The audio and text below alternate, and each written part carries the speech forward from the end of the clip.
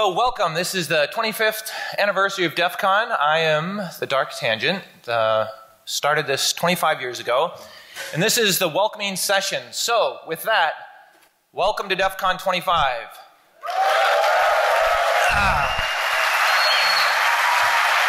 Very good. So with that said, I have now welcomed you. Goodbye. I want to just I want to see by a show of hands, how many people is this a first year kind of deal? Okay, right on. So normally we do a session that's like a normal session called Welcome to DEF CON, and it's about 45 minutes, and we talk about history, and we cover a lot of ground. And I usually do that with Lost Boy. And so we have a couple different perspectives, but he couldn't make it this year. So it's just me.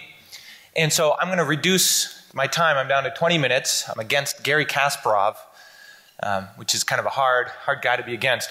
So I'm going to just kind of go a little bit over our history, kind of how we got here and where I think we're going, and give you just a couple pointers on how to get the most out of the con. So I sort of act as the conductor. The con around DEF CON 3 got so large, like I have no idea what's happening at my own con. Awesome stuff was happening at DEF CON 3, and I heard about it like on IRC a week later. And at first I felt really bummed, like, I don't even know what's happening in my own home. You know, like, maybe I shouldn't maybe we shouldn't grow anymore. I feel like left out of my own thing. And then I realized, no, that's a good thing. We need this thing to be growing and things to be happening and side stories and secret parties. And so then I just embraced that it was going to grow and I wasn't going to be able to control it. The best I could be was sort of like a conductor trying to steer traffic. And from that first year we had about 100 people. And now I think this year we're about 23,000, 24,000. And it is crazy. Like, never in my wildest dreams. I never thought we would do a second DEF CON. And it just, you know, it's got this gravity and this kind of inertia, but it's also got all this energy. And every one of us that organize it, Ask a Red Shirt, after con, we are just exhausted. We are drained. And it's always like all these resignations come in at the end, like, I quit, this sucks. And then about a month later, they're like, I could do better next year. You know, we could do this again. And that's like this emotional roller coaster we all go on. And so we all hide, and then we start planning on how to make it better. And so it's like this, I don't see that stopping. If anything, it just seems to be getting, you know, bigger. And when we started small, it was all word of mouth. And remember, there was no real internet and no Amazon or Google or, you know, not even Alta Vista. So you couldn't find information on anything. It was all word of mouth, or it was like text files, bulletin boards, and in the early days, you know, IRC. So we didn't advertise. There just wasn't a culture of advertising. And so we just cast a really wide net. Hackers, freakers, you know, privacy advocates. And so we just sort of invited everybody who was interested in this tech. And I think that's why we ended up with such a broad section of people attending. I think that also turned out to be one of our strengths. I'd like to say it was by design and I was a mastermind, but it just sort of happened to be the right move. And then also when we started, there were some other pre-existing hacking cons which were great. There was SummerCon in Atlanta, held in the summer. There was HoHoCon, held in the winter. And then there was PumpCon that was just starting, held at Halloween. And so when I started DEF CON, and they were invite only. When I started DEF CON, it was like, fuck this invite only stuff. Like, everybody's invited. Not realizing what road that takes you down. Because once you make that decision, that fork in the road of you're not limiting attendance, you know, certain avenues are closed off to you. But I thought that that was probably the better way to go. Because in Vegas, unlike New York or San Francisco, you actually have to want to get here. I mean, you're in the middle of the desert. There's no hacking community in Las Vegas. So you had to care enough to get on an airplane, fly to Las Vegas, and that acted as this natural, like, geographic filter. Only those who sort of cared enough came. And maybe that's changed as we've grown up and we've gotten more money, But still to this day, you know, there's a little bit of commitment. It's not like just getting on a train in New York and going downtown, or, you know, in San Francisco hopping on BART. So there is a little bit of effort involved. And that word of mouth, I still don't advertise. It's just, if people want to tell their friends, that's the best advertising in the world. And really, if I take a full page ad out in the newspaper, do I really want those people to show up? You know, it just, so I'd like to say that was also a brilliant marketing move, but that's because really I had no money. And then the big turning point, I think, for us as a culture, as a community, was the the first .com crash. And this was really, for me, the inflection point. We went from hackers with a passion, this is our hobby, this is what we love to do, and then all of a sudden money came along, jobs came along. Because if you needed to secure your shit online, who do you turn to? Well, we were the only game in town pretty much, so we all got jobs. And I remember there was one DEF CON where people were talking about their incentive stock options and what kind of, and it was like the conversation just changed. And really what happened there is we had to go from being creatively, independently creative on our own whim to being professionally creative. Now it's your job. Now it's your career. You don't get to tinker when you feel like it. You got to get up in the morning and do this professionally. And that was a big change. And I think that was sort of what happened during the countercultural music revolution in, say, San Francisco. You know, imagine that you're jamming out in the audience, I mean, in a warehouse with an audience that they just love you. And then all of a sudden, these people flying with jets with all this money, and they say, Europe wants to hear you. You know, East Coast wants to hear you. You're a big star. Let's get your music out. And the musicians are like, hell yeah, I want to rock out London. I want to do Paris.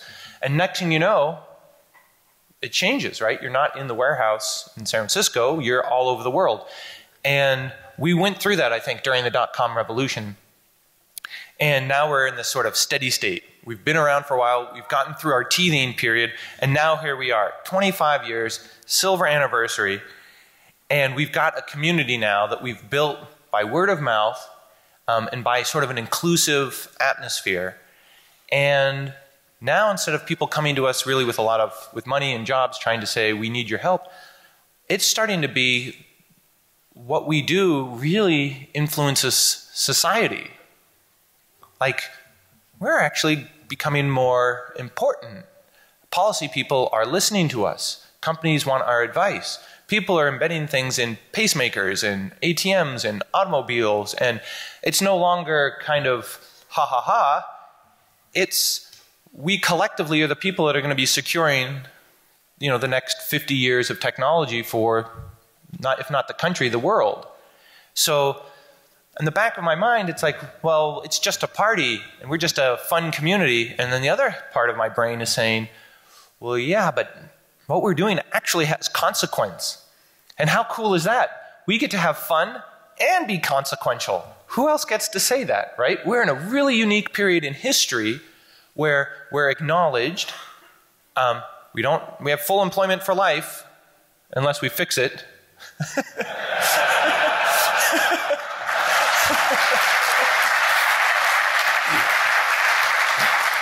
And every day there's a new challenge. And so I just want to say that, you know, we're going to be really close to these levers of power, levers of creating default permissions. Are we going to be secure by default or insecure by default? You know, we're going to be in that room when those decisions are made. So just don't give yourself less credit than it's due. Like, you're going to be influential. And hopefully through DEF CON, you're going to meet other people, and we're going to kind of, hopefully you learn that no one person is going to solve these problems. No one person is going to hack everything, right? You got to make friends, and it's really a balance of social and technical. And in the early days, I was all about the technical, because that's where I came from. So it's like better talks, more people, and I really judged how the conference was going based on how many people were in a room, how many people showed up, what the killer talks were. And as time went on, I realized that, and I was really worried that video conferencing was going to kill the conference world. And I realized, no, as video conferencing got better and bandwidth was increasing, more and more people were still coming to the conference. because it was that human interaction, it was the social component that you couldn't, transmit. That's what people were responding to. It actually was that the talks were the secondary thing and the social was the primary thing. So we really try to balance out the two. And by doing that, as I said, conference is too big. We can't track it all. So instead I turned into sort of like a landlord. And my strategy was, I'll give you enough rope to hang yourself with your contest or your event. You get one free try if you convince us you've got an idea. And if people respond to it, you can try again. But if you really screw up, we're taking your space away and we're giving it to someone else. And then it really became about seeing what the community comes up with, seeing what you guys are doing. And we've gotten it started with the hardware hacking village and the lockpick village. Now we have a car hacking village where they're giving away a vehicle, biohacking where they're trying to go to a vet and inject themselves with things. We have I'm wearing this shirt, our democracy has been hacked from the Mr. Robot shirt from the voting machine village hacking contests we're doing and this track we're doing this year. Well, that didn't exist until it was an idea of like 4 months ago. So we're going to be a platform for hacking anything we can get our hands on. And we don't have to hack it right, and we don't have to hack it perfect. Let's just hack on it and figure it out and pass on what we learn. And so when you're walking around, remember, you're going to get a lot out of this conference by even just the social aspects. And so I don't feel hurt anymore when people say, oh, I'm not going to go to any talks. Hallway Con is where it's at.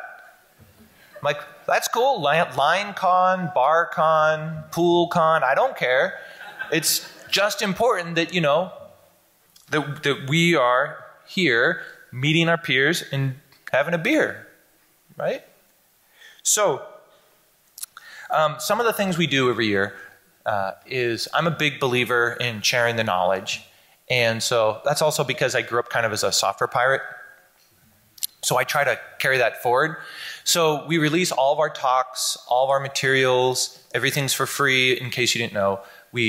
Takes a couple months. We did this English captioning. One year, somebody that was hearing impaired wanted to come. And because of the ADA, you're required by law to do that. But it also seems like a really good thing to do, just make it more accessible. And so we hired a sign language interpreter, and the person didn't show up. So I've got the sign language, and you can't hire just one sign language interpreter, you need two because they have to take a rest in between, they get burned out. So then I thought, okay, why don't I just caption it for everybody? And then people can run this through translators and maybe they can translate it into different languages. And now all of a sudden I can share these talks to everybody because now there's this metadata. And then it turns out California passes a law saying that you can't use any talks or materials in the universities unless there's a second audio program or a transcription. So as more and more states go that way, what do you know? Our talks are going to be able to be used in universities. And so I'll always try to do things and spend money to try to make talks more accessible. So for example, this year, all the villages that are having talks we're recording because, you could argue, well, you don't have to come to DEF CON. We're streaming 2 tracks. We're going to give everything away. Why show up? I'm fine with that.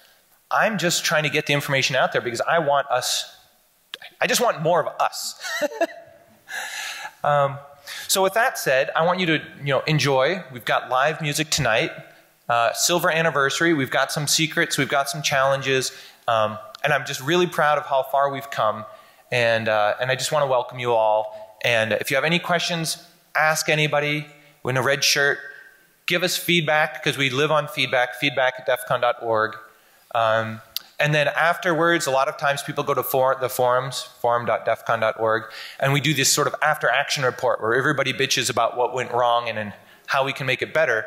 And we actually have giant lists of everything that went wrong, and we come up with a plan on can we fix it or can we not fix it, And that's how we kind of just iterate year after year.